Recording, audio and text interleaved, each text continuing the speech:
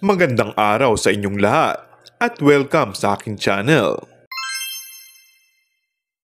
Inusisa ang aktor na si Paolo Avellino kung ano ang birthday present niya sa aktres na si Kim Chiu. Natawa ng malakas ang aktor, sabay sinabing secret. Dagdag pa nito, kasi nasa kanya na ang lahat. Siguro happiness. Sana palagi siyang masaya. Hindi naman ito kagulat-gulat pa dahil noon pa man ay naging bukas na si Paolo sa pagpapahalaga niya kay Kim Chiu. Samantala, ayon sa isang source, ay bongga nga ang birthday gift ni Paolo sa aktres.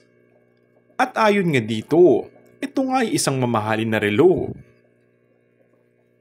Dagdag pa ng source, ay laking gulat daw ni Kim nang makita ang mamahaling regalo nito.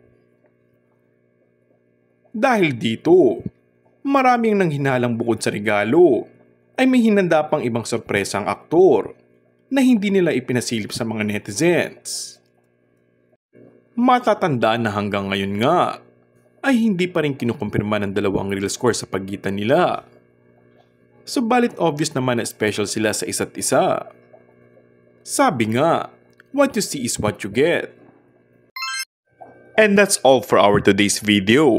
Kung bago ka lang sa aking channel ay mag-subscribe at pindutin na rin ang notification bell. Maraming salamat!